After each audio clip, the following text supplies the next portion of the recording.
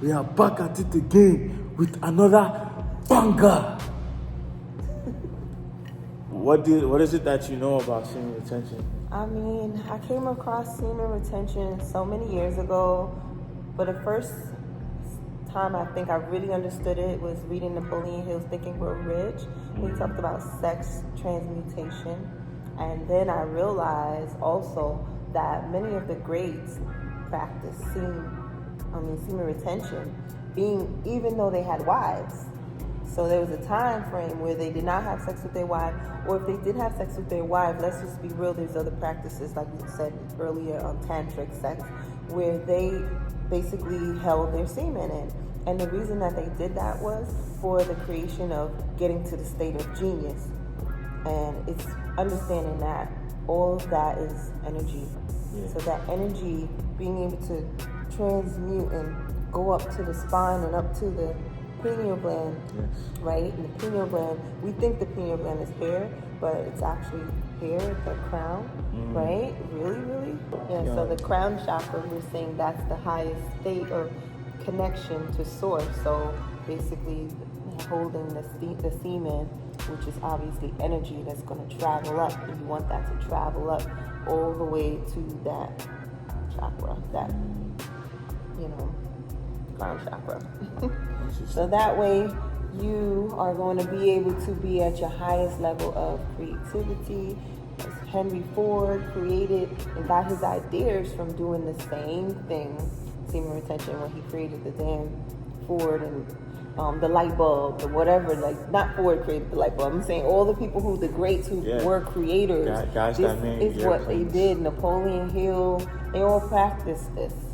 And there's a genius in you. There's a genius in everyone. Yeah. You just got to be able to get to it. And in order to get to it is by understanding that there's a life force in you. And you got to hold on to that in order to build it up, build yourself up. It's dope that you understand. Have you ever dated a man that was practicing semen retention? Or have you ever had that experience? So I think so. I dated this Nigerian, and amazingly enough, I can say that he was able to control, because you can still have sex, but you just have to not release, right? So he would be going, oh my God, this is TMI. Shout out to my Nigerians, man. The team. He was like going for so long, and it was like hours, and he would just be like, yes, like just keep on, and I'm like, what the fuck? Whatever, but any which way, that is amazing. I think kudos to the person who want to get your woman on, who is willing and able to please their woman and wants her to be at her highest, most utmost level of releasing. I really don't need all that, but it's okay. But that's great, because it's better than the man who just two pumps or fast comers, and they care about themselves and they just want to get a nut, That nut is not that valuable. It really isn't. For no one. Not for them. They just don't know it. They think it is, and not for nobody. So, sad, bad dog. That's dope. See? And that's the beauty about having that much control as a man and practicing semen retention. You actually get to enjoy the sex.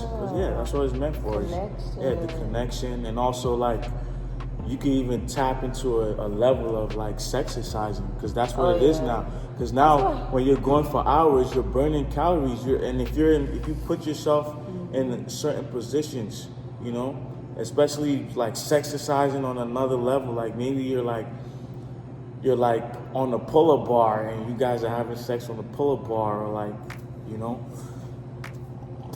you're doing handstand movements, you're on a handstand and she's, all types of it's connection to different parts. It's just like practicing exercise, I think it's like practicing any kind of fitness. You notice that everything has its different muscles that it hits, yoga. I never used to believe in yoga because I thought it's not enough, because I was such a weight head that I have to be picking things up and putting things down, and it makes me sweat and it makes me get the pump. But yoga is amazing. So then, yeah, exercise, like you said, in exploring different positions and doing those kind of things definitely can tap into different things you never even imagined. Like, oh my God, what is that? Or, you know, it's exploration. We don't really know our bodies to the max like we should. But, and you can explore those position or those type of exercises if you can't last. You know, if you just did a 2 minute, you did it for 2 minutes. Now it's like you're done. You're tired. Get them burpees in, ladies. Get them burpees in. You gotta keep going. You gotta hold it in for forever. So you go for hours, and you could you could have so much experience in different positions, and you could just tap in, and you keep shooting that shit up to your pineal gland. It's beautiful. And then even like taking sex to a whole nother level of manifesting things. Tantric sex, white tantric sex, because black tantric sex, I understand, is when they actually do release. But tantric sex, white tantric sex, is when you're actually just coming in, you're able to explore the bodies, and it's an inner work happening, breath work happening, taking your time, going slow, and not releasing, with the intention to not release, but focusing on something that you want to manifest together, the togetherness, the oneness, and it allows you to become one with your partner, you know, because you are becoming one, right? But it's just really channeling that energy as understanding on a spiritual level, which is so deep. Did I just get water mouth?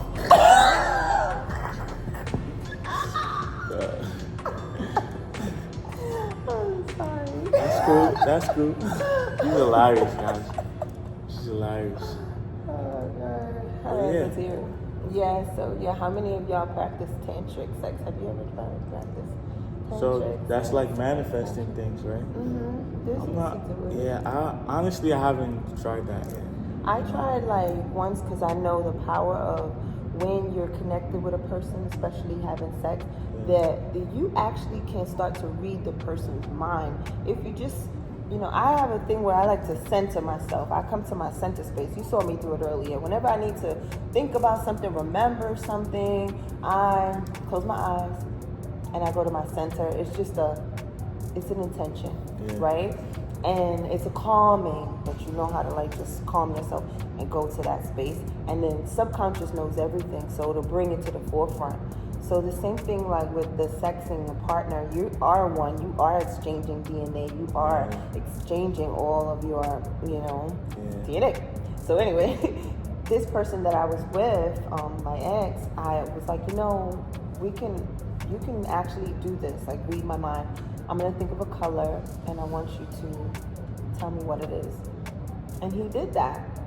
Like, he didn't know he could do that, but I just told him like, hey, I'm gonna do this and I want you to do that. And he tapped in and he was able to tell me exactly the color that I was thinking of, because there is a psychedelic thing happening. It's telepathy is real. Like, all these things in our superpowers are real. We just have to be conscious of it, intentional of it, and tap in. Wow, that's it's really powerful. So if we could do that, it's but like it needs both. It needs both the partners, right? Because when I do have sex at times, I do like you start thinking of something. I think of things that I want, but I feel like or like if I'm like every stroke, or even when I work out too, every rep, $1 million, $1 million this, or connection with my son, to connect with my son. I say that a lot. So every rep, I think that, and same thing with the strokes and the sex. Okay. It's like a rep too. You know, every stroke, whether it's a long stroke or short stroke, whatever. Okay. Every stroke, I'm thinking of whatever I want to manifest. But I also realize working out is different. Working out, especially like calisthenics, right? I feel like you're having sex with yourself. That's you. It's just you. But now with exercise, it involves another partner. So both of y'all got to be thinking the same thing. I feel like. Okay. Yeah. So that's what I haven't had. Like both partners, like both of us, actually thinking of the same exact same goal goal. while Okay. having sex intercourse. That makes sense. Yeah. You can't be thinking of your goal, I'm thinking of my goal. Yeah, you know, Okay. whether it's your goal, let's both think about it right now while we're doing this. And same thing, whether it's my goal, let's both think about it right now while we're doing this. Instead of I'm thinking about my goal and you're just like thinking about how good this thing is, you know, whatever. Yeah. So yeah. Deep? Yeah, but No, for real though. that's true though. Oh my God, that Yeah. is so true. Okay, I want to work on that one someday. Oh, I thought that's what I was meant to ask. That's what I thought. I thought you had like an experience like that where both of y'all are actually thinking. No, it was of never this. working on the same goal. But I tried it with my ex, the same one, and I said, hey, let's do this. But I wasn't thinking of what you just said, like just manifested that one same goal. Yeah. But that makes so much sense because it's union. We should be on the same oneness, Yeah. that same path, right? And two minds are better than one. That's what I was going to say. Two minds are better than one. So it's just like in any spiritual realm of meditation. That's the reason why they meditate all together at the same time. And it brings about, but I think everybody's still, well, sometimes they have like a thing that they focus on, like peace or whatever. It's going to bring it about so much faster. Yeah, because you That's think why I told my daughter, I was like, it's literally go. creation. It's like sex is the process of creation. So like, let's say like when y'all both, if you both have sex, right, a male and a female, right, a child's gonna get created. A child. Yeah, like if you're not if you release safe. it, if you release it, whatever, if you just release it, yeah, like, yeah. So if we're both like thinking on it, we could create There's something. still another pregnancy happening here. Yeah, apart from just Absolutely. Yeah, so That that's makes sense. yeah. And damn, there was something I was gonna Me also too. say. What were you gonna say? I was gonna say connection. I think it was. I gotta tap in. I don't know, something about connection. I was gonna say. It was about your daughter? No. Well, I was gonna make a joke and just say that, hey, I told her I'm gonna give her one of my exercises that I do. I just started doing it, and I was like, hey, I want you to do it, and I want you to, imagine me, visualize me winning the lotto. And she looked at me like, what? And I was like, yeah, girl, you visualize me having the lotto, winning the lotto, because if the both of us are focusing on the same goal, it's more easier for it to happen. Yeah. And therefore, all I need you to do is visualize the happenings of once that happens, what's happening. You going on this, you doing that. I'm still doing stuff for you anyway. Regardless, I'm still doing shit for you. So it's going to be in your benefit. Oh, it just hit me what I was going to say. Good. So, like, a lot of people, too, I feel like it's so powerful. Sex is probably one of the most powerful, if not the most powerful thing humans can do.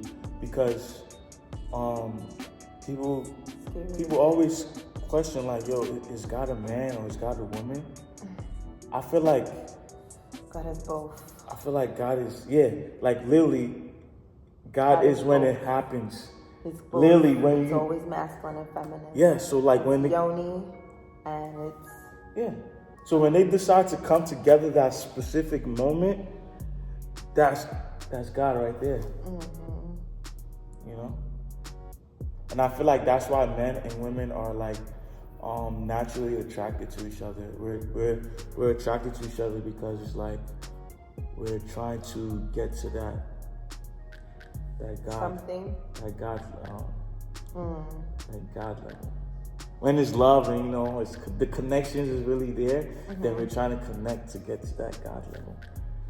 Well, the funny thing is, when I was reading on something about tantrics, and they said, well, the moment you come, the guy ejaculates, he's no longer wants the woman. He's no longer interested in her after that. You know what I mean? And it's about that chase. So that's why tantric sex is so much better, because you leave something there to last. Oh yeah. You know? Oh yeah, definitely. And when I mean like attracted, like a man is attracted to a woman, it's not just the physical. I mean like just everything. Like like, you should be attracted to a woman not just off of how she looks. Like, it could just be conversations. It should be something that's just way beyond what you can think or look at, you know, that type of connection. And that's what I mean by attracted, like you're attracted to this person. And the same thing, you know, we were talking about that earlier. That's that love. That's that real love right there. Like, same thing with, like, I can't compare it to, like, having a child, but it's like, we were talking about that earlier. Like my son, I can't choose to like love him. Like, I see him as, like, beyond my. So it's a snap. It's like a click. Like yeah, a snap, like I just see him. I'm like, yo, but I love him. That's your kid. So do you think that love in that same space of how you feel for your son is the same way that you would expect to feel for a woman? In that same way, like, oh my God, when I look at her, I just love her, because this is different. Yeah, it's definitely different. It's definitely going to be different, but because as far as comes from you. Yeah, because it comes from me. But as far as love, right? I feel like there is, as far as a man and a woman, I feel like there's definitely a woman for every man. Really? If not women, there's definitely a woman for every man, and that type of connection that type of love connection is also on a high frequency. I can't compare it to the one of a child because it's just different. It's different. It's not comparable. It's different, you know. But it's actually like a valuable type of love. Okay, well, you know, I don't know. And it comes with a lot. It comes with lust. It comes with patience. It comes with so much that is beyond. Is literally Remember, I beyond. told you that I feel like love is a choice, and I had this conversation with an ex of mine, and he says no, it's not a choice. It is a damn choice. I feel like it's a choice. So I always make a choice to love the person I'm going to love. Like, first of all, I have to be attracted to that person, and it's not always a body connection, because for me it's not a body attraction. You can have a great body physically, I can acknowledge that, but I cannot be interested in you because of something else, and my spirit speaks to me and tells me that's not the person, regardless of all his sex appeal and his appearance, right? So what I was going to say was, for me, when I do have that attraction, when I feel that spirit speaking to me to say, hey, that's somebody, my spirit wants to dance with that person, I start to get to know that person. And then if we do develop into something more, I feel like for me, it's pretty quick, and I make a choice. I'm going to love that person. And it literally is a choice like that. I love that person because I already made it a choice.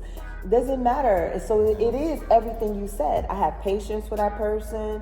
I have all the things that you mentioned. You know what I'm saying? And it's a lust, and it's a bliss, and it's a this, and it's that. It's a different type of love. But it's that you have from. No, it's not a choice. Because if we're talking about, like I said, even though you can't compare. All right, so do you feel like my situation? Like, do you feel like a parent makes a choice to love their kids? No, I feel like a parent does not make choice to love their kids. It's just a matter of they make choice to allow themselves to learn how to love their kids or not. And that takes emotional intelligence, and that takes patience, and that takes awareness and consciousness. So you just answered my question. You just answered that. Love is not a choice. Shut up. Yes, it is. Yeah, because you can't say. Because it might feel like you have people where it's like, oh, my parents didn't love me or whatever. Like, I don't know, Tyler Perry's dad, for instance, use him for an example. He said he couldn't understand why his dad treated him that way because that was his dad, even though it really wasn't his natural born dad. I'm sure he's still some. Let me shut up. I'm gonna say he must have loved him some way. He beat his ass regardless. There's still some type of love there. It's just that people don't know how how to love certain people, like how to love them the way they should be. But we already said you don't have to make that this is just totally two different situations. Your kid is your kid, comes from you. You're gonna love that kid naturally. But sometimes I feel like it just, like I said, it's all about everything I mentioned, and it might seem as though they don't love that kid. But I think that every parent loves their kid. It's just a matter of learning how to love that kid properly, because we don't all know how to love. We don't know how to love. And if we don't know how to love, then you also can't know how to make the choice to love. You understand what I'm saying? Yeah. For me, it's different. I love, like I really love. And I love so much that I love to see love. And I just love everything about love, and knowing and respecting that love is literally the highest frequency. It's like, how can I not want to love if I want to be the best version of myself, right? I want to love, and just some things are ugly, but you can love your kid if your kid is ugly. Yeah. Okay, exactly. So anyway. That's what I'm saying. Anyway, like, that's my whole point. Is but that it's not a choice. It's a choice, because it's a choice. If it's a choice, you really didn't love that person. I feel like. Really? Yeah, you didn't love that person. Like that love is something that you just can't choose. No, I don't care what you say. And sometimes you have to love people. Let me tell you something. You have to love people from a distance. So you can choose to do. That's what I was about to say. But you still love them. Yeah. So every ex of mine who I decided made a choice to love, even though we separated, I still love them. Okay. I do. I still love them. I wish them well. I don't have no hate in my heart. I can't, because those two things cannot exist in the same. You cannot love and, you know what I'm saying? Even though love and hate is so close. Hate is actually a part. It's actually a part of love too. Exactly. So it's it hate. can Like switch. at a certain time, the person you love, you can actually hate them at a certain time. Exactly, yeah. But it switches over. It can't be both. You cannot have both at the same time. They cannot exist at the same time. So that's my point. I have no hate in my heart. I have no bad feelings, in the sense that even if somebody did me wrong, and I'm talking about an ex in particular, right, who I chose to love, I still love them to this day. And like you said, I can love them from a distance. I'm not caring for them to call me. I don't care. I'm not wanting you to call me. Don't call me. And I'm just kidding. And I don't want to call them, but I still love them. Like, I still wish good for them. I still, hope that they got some lessons and whatever. We all have lessons and blessings. So with all goodwill, if you choose love, it's a choice. And I choose to love.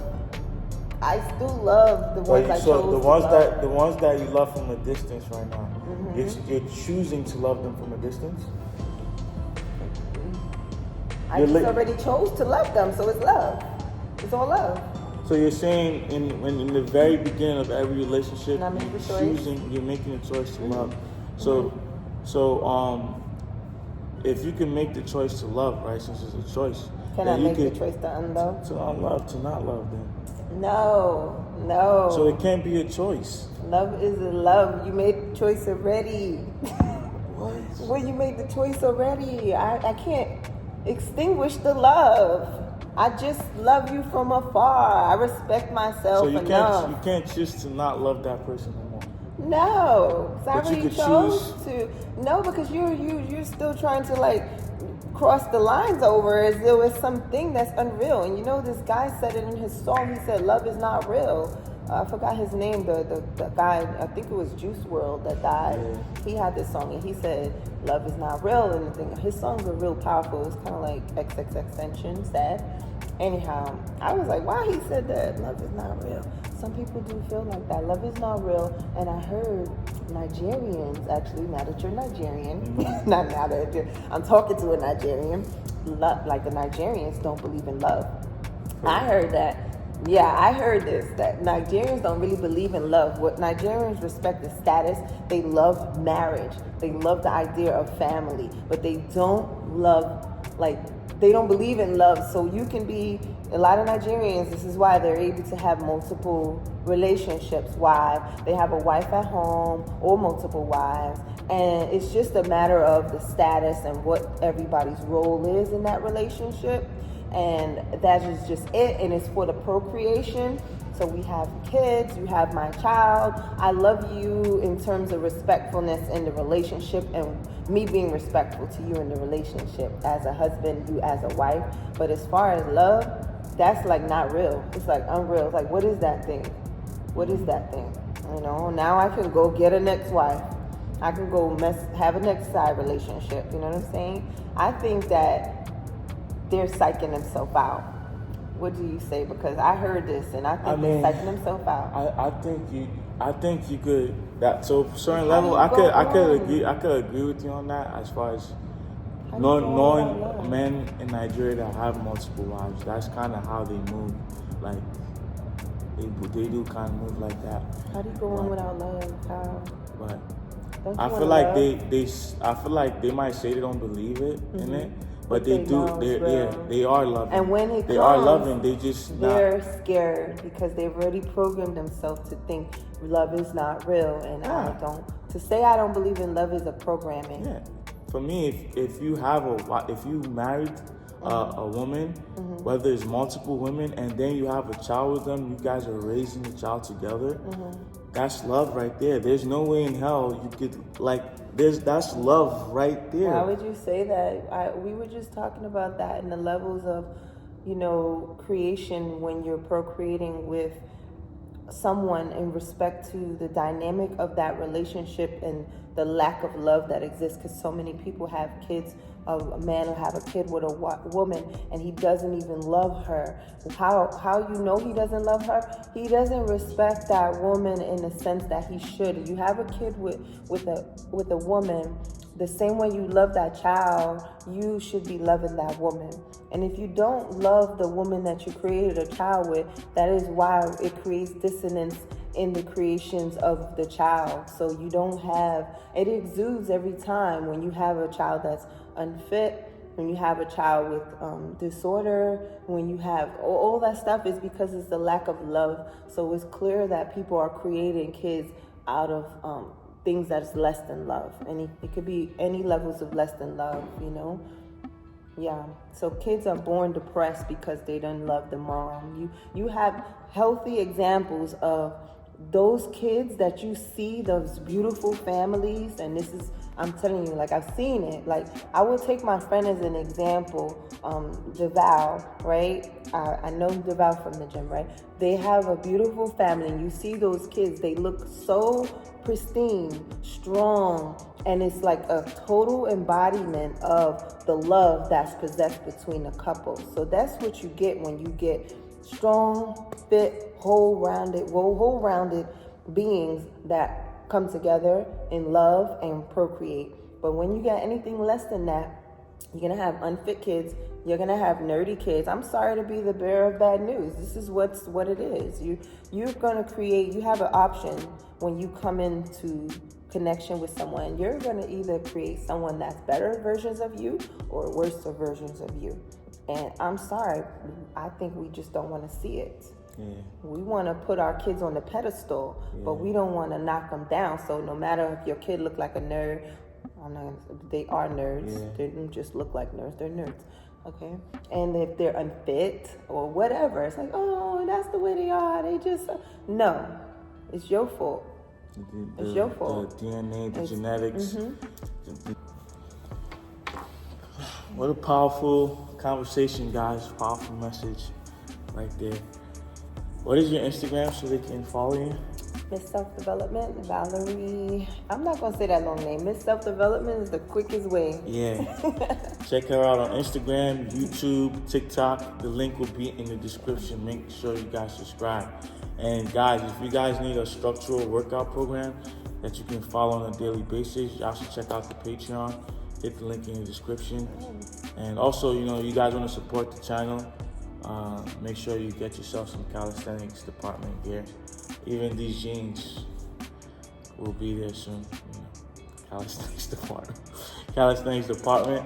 And guys, I can't stress this enough. Don't forget to smash the subscribe button, smash the like button, smash the share button, smash every single thing except for the dislike button. And Valerie, don't do that. You should be practicing semen retention. So don't do that.